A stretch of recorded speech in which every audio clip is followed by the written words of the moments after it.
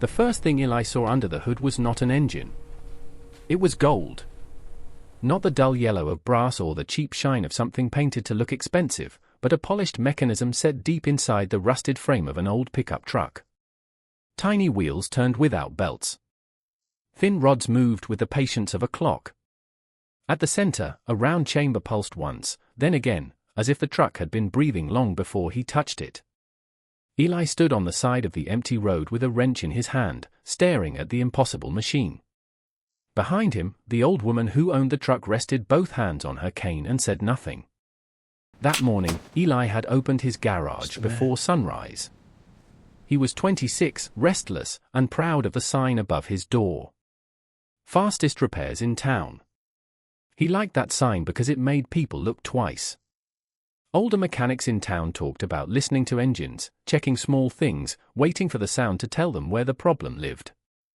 Eli thought that was just what slow men said when their hands could not keep up. He moved fast. He tightened bolts fast. He answered customers before they finished explaining.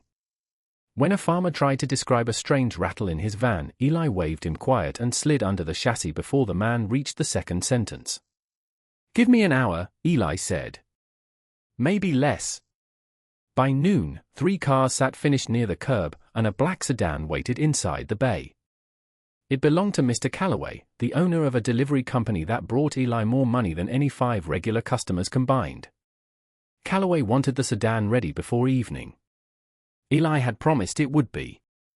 Then the old pickup coughed its way into the lot. It was the kind of truck people looked at and immediately started calculating scrap value. The paint had faded from blue to a tired gray. Rust climbed the wheel wells. One headlight was cloudy. The hood was tied down with a leather strap so old it looked like it belonged to another century. The driver stepped out slowly. She was small, perhaps in her late 70s, with silver hair pinned at the back of her head and a brown coat worn smooth at the elbows. Her name was Mara. She did not wave for help. She did not complain. She simply stood beside the truck and waited until Eli noticed her. He wiped his hands on a rag and looked past her at the vehicle. He said, "I'm not sure that thing is worth fixing." Mara glanced at the truck as if he had insulted an old friend.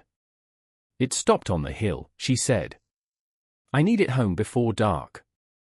Eli checked the clock above the office door. Calloway sedan still needed work. He should have refused, but pride moved faster than caution. "I'll get it running," he said. "Won't take long." He lifted the hood, clipped a light to the frame, and began the way he always began, quickly.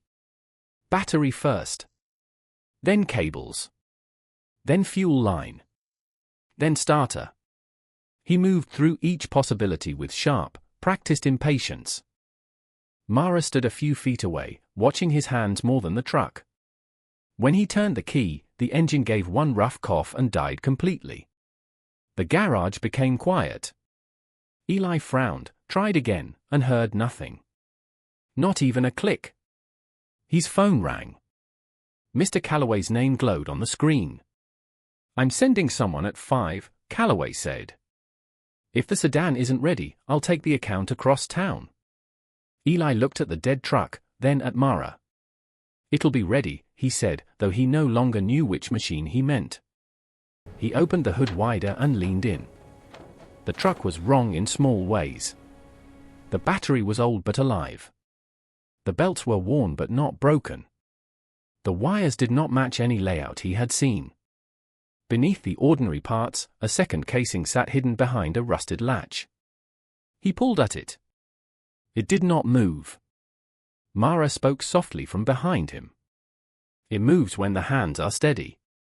Eli gave a short laugh. Machines don't care about hands. They care about pressure. He reached for a pry bar. The latch resisted once, twice, then snapped open with a metallic cry. The panel fell back, and golden light touched his face. For the first time all day, Eli stopped moving. Inside the truck was a mechanism built with impossible care.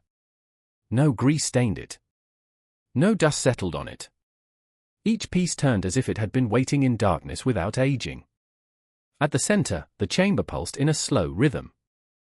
Eli reached toward it. The instant his fingers grabbed the nearest rod, the rhythm stumbled. The small wheels jerked. The golden chamber dimmed until it looked almost dead. Mara stepped closer and placed one hand on the truck's fender. Nothing else changed. Only her hand. The mechanism answered with a soft pulse. Then another. The gold warmed again beneath the hood. Eli looked from the machine to the old woman. "What is this?" Mara did not answer directly. "It has carried more people than you would believe," she said. Eli pulled his hand back as if the metal had burned him. Then his phone rang again. He ignored it, slammed the hood halfway down, and walked to his service van. "I don't have time for riddles," he said. "I'll bring tools from the shop and tow it." He turned the van key. The dashboard lit up, flickered, and went black. Eli tried again. Nothing. The empty road seemed longer than before. The fields on both sides moved in the afternoon wind. His phone showed 12% battery. No other cars passed. Mara remained beside the truck. "It carried my husband through a flood," she said. "It brought babies to the clinic when the bridge washed out. It hauled food when the store shelves were empty. But it never moved for someone who tried to conquer it." Eli stepped out of the van, anger rising because it was easier than embarrassment. "It's a truck," he said. "Not a judge." He returned to the hood and worked harder. Too hard. A wrench slipped from his hand and struck the inner panel with a sharp dent. The golden mechanism dimmed again. This time, Mara's face changed. She did not shout. She did not scold him. She only looked at the dent, then lowered her eyes with the quiet hurt of someone watching a stranger damage a memory. Eli followed her gaze to the dashboard. Tucked beside the cracked speedometer was a faded photograph. A younger Mara stood beside the same truck, smiling in a summer dress. Next to her was a man with broad hands resting gently on the hood. Behind them, sacks of grain filled the truck bed, and children sat along the tailgate. The truck had been beautiful once. Not new. Beautiful. Eli's grip loosened around the wrench. The phone in his pocket buzzed. Calloway left a voicemail. Eli did not need to hear all of it. The first sentence was enough. "We're moving the account." He closed his eyes, and for a moment all he could see was the sign above his garage. "Fastest repairs in town." Mara picked up her cane and began walking toward the road. "I'll manage," she said. She moved slowly, one careful step after another, the late sun turning her silver hair almost white. Eli watched her go. He could have let her. He could have blamed the lost account on the old truck, the strange mechanism, the dead van, the empty road. He could have returned to the garage with another story about how people wasted his time. Instead, he set the wrench down. The sound of metal touching gravel felt louder than it should have. "Mara," he called. She stopped but did not turn around. Eli looked at the open hood, then at his own hands. They were quick hands. Skilled hands. But they were shaking. "I don't know how to fix it," he said. Mara turned slightly. He swallowed the rest of his pride. "Show me how to listen." For a long moment, she said nothing. Then she came back to the truck and stood beside him. She did not explain the mechanism. She did not tell him where to press or which part to turn. She tapped the fender once with 2 fingers, then waited. Eli almost asked what that meant. But he stayed quiet. Mara placed her palm on the metal. Eli placed his beside hers. At first, he felt only heat from the sun. Then, beneath the rust and old paint, beneath the dent he had made, he felt a rhythm so faint he might have missed it every other day of his life. Pulse. Pause. Pulse.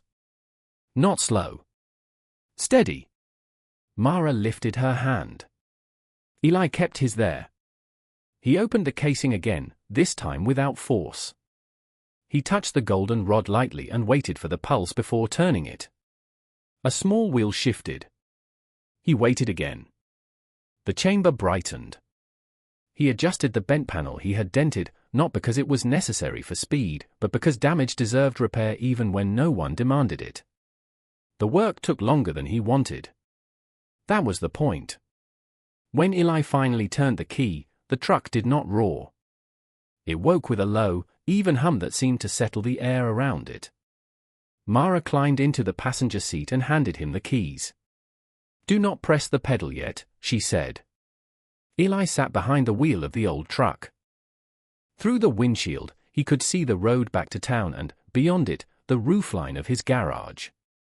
The engine hummed beneath his feet. He waited. Only when the rhythm settled did he drive. They passed his shop just after sunset. Callaway sedan was gone. The bay was empty.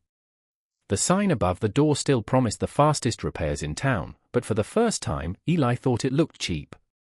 He drove Mara home at 20 miles an hour. The next morning, people walking past Eli's garage noticed the old sign leaning against the wall. In its place was a new one, painted by hand before sunrise. Repairs done right. Inside the garage, Eli stood over an engine with a customer waiting near the door. The old Eli would have reached for a tool before the man finished speaking. This time, he did not. He rested one hand on the hood, listened to the small uneven rhythm beneath the metal, and waited until the machine told him where to begin.